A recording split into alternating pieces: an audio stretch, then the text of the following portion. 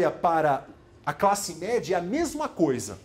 Há um clima de satisfação por políticas que supostamente os nazistas colocariam em prática e não colocaram. Por exemplo, limitação do poder de produção de latifúndios, de empresas monopolísticas, contenção de lucros desses chamados grandes monopólios.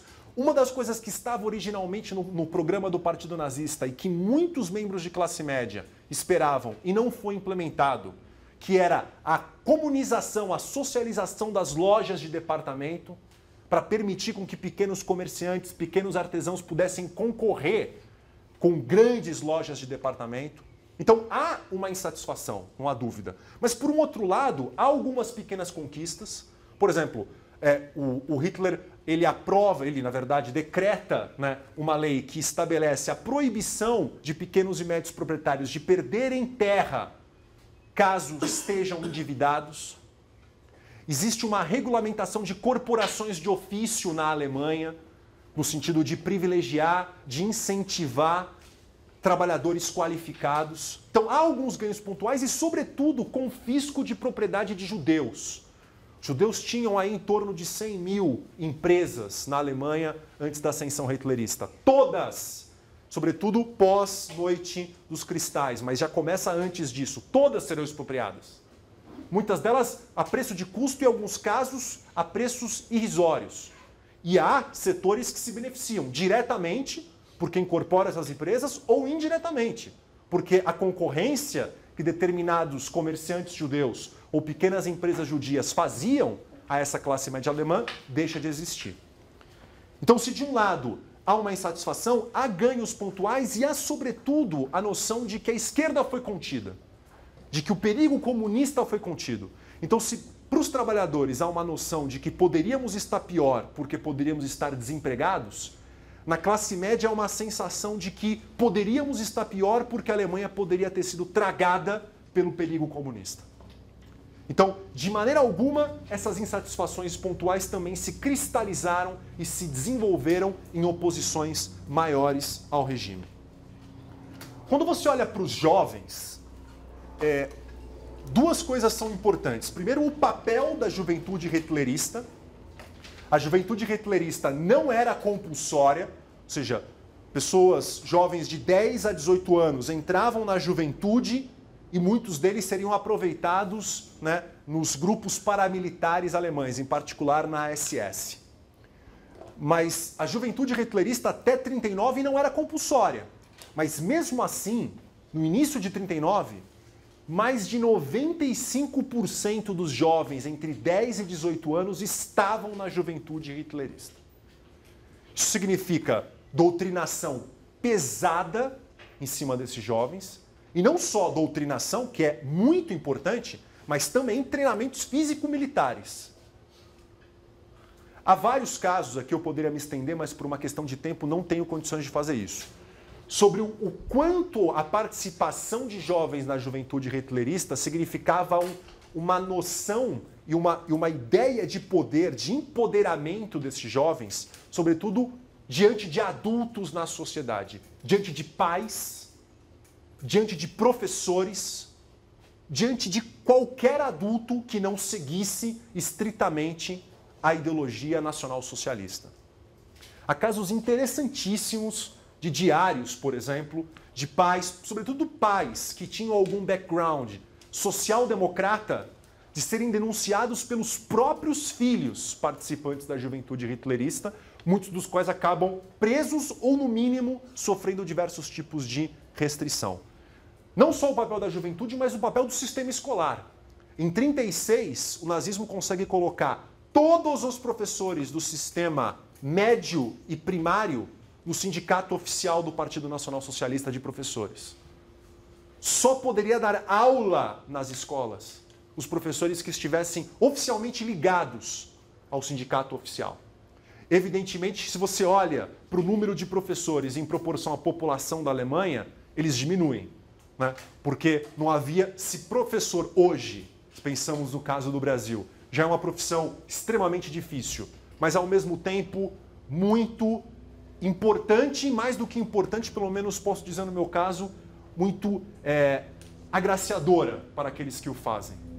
Mas se professor já é uma profissão difícil, pensando no caso do Brasil, imagine uma situação em que você precisa se delimitar a determinados aspectos ideológicos ao lecionar uma aula de história, ao discutir em biologia estritamente questões raciais, ao, em matemática, utilizar problemas de balística e falar, por exemplo, do quanto a sociedade economizaria ao colocar fora da sociedade pessoas com doença mental ou com doença física. Ou mesmo, né, química e outros tipos de conteúdos que foram fortemente determinados por diretrizes que vinham do nacionalsocialismo. E mais do que isso, não só ser obrigado a seguir essas diretrizes, como estar submetido a possíveis denunciações dos alunos contra a forma como você lecionava, supostamente se não seguisse critérios estritos do nacionalsocialismo. Então não há dúvida e não é à toa que o número de pessoas que se dispõem a ser professores na Alemanha hitlerista cai muito, mas o controle sobre o professorado é gigantesco. Tá? E isso, evidentemente, cria um senso de patrulhamento, de controle ideológico sobre jovens que é extremamente relevante. Com relação às mulheres, eu queria levantar duas questões. Primeiro, a questão do modelo patriarcal, políticas para incentivar mulheres a se demitirem e voltarem para os seus respectivos lares. E, sobretudo, incentivo à natalidade. O forte incentivo que o nacionalsocialismo dá à natalidade de arianos, obviamente. Os não arianos, para além da questão da eutanásia, como nós comentávamos, políticas de esterilização. Mas para arianos, incentivo fortíssimo à natalidade. Por exemplo, não me lembro exatamente o ano em que essa lei é decretada, mas casais, né, homens e mulheres, quando se casam, recebiam um empréstimo do Estado, se eu não me engano, de 1.000 marcos. E esse empréstimo ele deveria ser pago se esse casal não tivesse filhos. Se esse casal tivesse um filho, o empréstimo era descontado em 25%, ou seja, pagaria apenas 75% do que havia sido recebido. Se tivesse 2 filhos, só 50%. 3, 75%. 4 filhos para cima, o empréstimo seria um presente do Estado Nacional Socialista ao casal. Há casos, por exemplo, de premiações, medalhas, né? Medalhas de bronze, de prata e de ouro para número de filhos. E, inclusive, diamante para famílias com de 12 filhos para cima. E há casos de premiações que são entregues no dia do aniversário da mãe do Hitler, que era em agosto. Então, há uma política de incentivo à natalidade enorme e, ao mesmo tempo, de incentivo ao retorno de um modelo patriarcal. O interessante é que, se você olha para a participação das mulheres no mercado de trabalho, apesar de todo esse esforço do nacionalsocialismo para retirar a mulher do mercado de trabalho, o que você percebe é que a participação feminina mantém-se estável e até cresce no final dos anos 30. Por quê? Porque o projeto rearmamentista torna necessário a integração, mesmo de mulheres e a contragosto ideológico do nacionalsocialismo, no mercado de trabalho. Durante a guerra, então, aí a participação feminina cresce ainda mais. Com relação à igreja, eu queria citar duas coisas. No início, sobretudo a Igreja Católica, tem uma postura de aceitação do nacionalsocialismo. Como eu disse, o papado até assina uma concordata com Hitler, no sentido de extinguir o Partido Católico, acabar com os sindicatos católicos, e, em troca, o nacionalsocialismo garantiria a liberdade religiosa para os católicos e, sobretudo, liberdade nas escolas católicas. Isso vai ser absolutamente descumprido. Até no final dos anos 30, não vai existir praticamente nenhuma escola católica dentro da Alemanha. Isso vai gerar uma enorme oposição de lideranças católicas. Mais do que isso, há uma tentativa de censura da própria Bíblia, de destacar o Velho do Novo Testamento, em particular porque o Velho Testamento é essencialmente judeu, né? há um enorme esforço de mudar a imagem de Cristo, tornando-o excessivamente ariano e tirando de Cristo todo e qualquer tipo de ligação judaica. E isso vai gerar também oposição de membros protestantes e católicos e a questão da própria higiene e limpeza racial, né? Protestos não só com relação a projetos de eutanásia, esterilização e práticas contra os judeus. E aqui não estou falando de extermínio, estou falando de segregação. Diversas leis que aí vão gradativamente envolver uma segregação contra os judeus. Estou terminando, aí eu abro para as questões. Estou terminando, tá? Um último ponto que eu queria levantar antes de apresentar as considerações finais tem a ver com controle de ideias. Eu poderia falar várias coisas sobre isso, mas né, como já estamos cansados, então serei mais breve. Mas como vocês sabem, a Alemanha hitlerista cria um ministério específico para propaganda e controle de informação, mídia, artes em geral. Tá? Há um esforço muito grande do ponto de vista não só de censura contra jornais, revistas, livros que são proibidos. Há famosos episódios de queimas de livros nas universidades germânicas, em particular a partir de maio de 1933. Né? Mas também, da mesma maneira que acontece nas escolas, um esforço para garantir que todos os jornalistas estejam integrados ao sindicato oficial dos jornalistas do Partido Nazista, do nacionalsocialismo. Então é um controle ideológico que é ex ante e ex post. Né? Evidentemente que havia leitura desses jornais e dessas revistas antes de eles serem publicados, mas há um controle da própria formação desses jornalistas, desses próprios intelectuais. Cinema, não preciso dizer, a Alemanha, o Partido Nazista, o Estado Nazista passa a controlar as duas principais indústrias cinematográficas do país, impede praticamente importação de filmes, então os alemães passam a assistir só filmes alemães, essencialmente filmes alemães.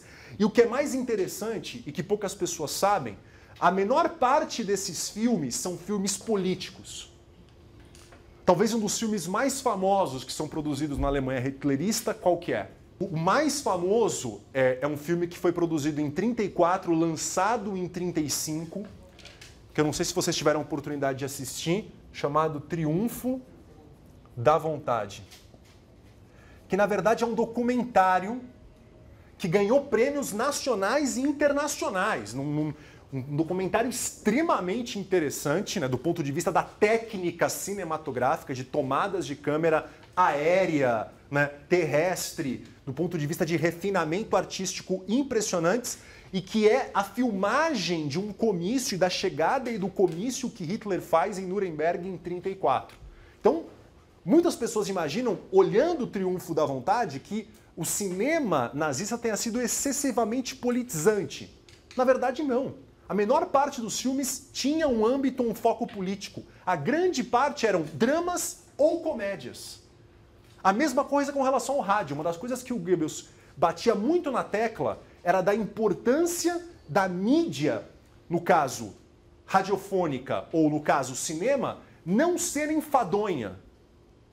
Ou seja, as mensagens elas vinham, evidentemente, numa comédia, num drama, num determinado romance, a mensagem vinha não de maneira direta, como aparece claramente no Triunfo da Vontade. Ela vinha como o herói com características arianas, mas sem dizer isso claramente. O vilão traçado e colocado como um rato peçonhento judeu. Percebe? Então a mensagem ela vinha dentro de um contexto de entretenimento. E por isso que muitos consideram, né, que o trabalho do Goebbels tenha sido, de fato, um trabalho muito bem sucedido nessa concepção de propaganda dos ideais e valores tipicamente nazistas. Artistas intelectuais em geral, a censura forte e fuga de vários artistas importantes intelectuais da Alemanha nesse período, o caso do Bertolt Brecht, o caso do Thomas Mann, o próprio caso do Albert Einstein, que vai para os Estados Unidos logo depois da ascensão do nazismo, né? Entre inúmeros outros artistas intelectuais que migram da Alemanha em razão desse controle fortíssimo que se dá a partir de 1933. Deixe-me, depois de todas as questões que eu falei, levantar aqui as minhas considerações finais. São 6 considerações finais para nós amarrarmos tudo o que nós falamos. Não sei se conseguiremos, mas vamos tentar. Em primeiro lugar, imagino que eu tenha aprofundado aqui o quanto a emergência do fascismo tenha significado de fato ou tenha sido fundamental para a desestabilização do sistema europeu, né? Acho que esse é um ponto importante, que nós esmiuçamos o elo entre fascismo, e em particular o caso nazista, e desestabilização do sistema internacional europeu. O outro ponto importante é lembrar o quanto o ultranacionalismo tinha esse aspecto desestabilizador, ou pelo menos tinha um aspecto potencial desestabilizador. Só que esse aspecto potencial, em termos de desestabilização, ele vai depender do quê? De especificidades do próprio fascismo e da capacidade fascista de arregimentar forças domésticas. Ou seja, nem todos os fascismos vão ter, dentro daquela divisão tripartite que o Khalil propôs, vão ter um projeto de nação que envolve elemento territorial. Se você pensa nos fascistas britânicos, se você pensa nos fascistas franceses, eles têm esse sonho de engrandecimento territorial da Grã-Bretanha e da França? Não tem. O debate aqui iria longe, a gente pode aprofundar isso na segunda parte da aula. Mas esse elemento de engrandecimento territorial não aparece em todos os projetos nacionais fascistas. Então, o elemento desestabilizador que o ultranacionalismo traz, ele é concretizado dependendo da especificidade do fascismo e da capacidade do fascismo de arregimentar forças domésticas. O caso alemão, que é o mais importante para nós, porque é um movimento fascista que transforma-se num regime, e num regime que contempla grande parte das potencialidades do projeto fascista, o caso alemão ele preenche essas duas condições por quê? De um lado, porque tanto os elementos societal como o elemento territorial da concepção de nação nazista, se implementados, seriam inadmissíveis para serem implementados pacificamente. Sobretudo a concepção de espaço vital e de um irredentismo histórico, como nós colocamos. E além disso, não só o projeto era inconcebível para ser implementado pacificamente, como o Estado nazista consegue um alto nível de coesão ideológica, como eu tentei mostrar, não só pré, mas inclusive durante a implementação do projeto fascista, e de apoio social no fronte doméstico. Esses dois elementos, portanto, juntos, mostram para a gente o potencial desestabilizador, portanto, do regime fascista, em particular do regime fascista alemão. O que nos resta, entre vários outros temas que nós poderíamos explorar, mas o que nos resta explorar é exatamente entender um dos elementos cruciais que faltam na nossa história. E que elemento crucial que falta na nossa história? Refletir sobre o impacto da crise econômica de 1929 para a ascensão, em particular, do nazismo, mas também para a desestabilização socioeconômica que ocorre em vários países europeus e outros países do mundo. E é isso que a gente vai se propor a discutir na nossa próxima aula.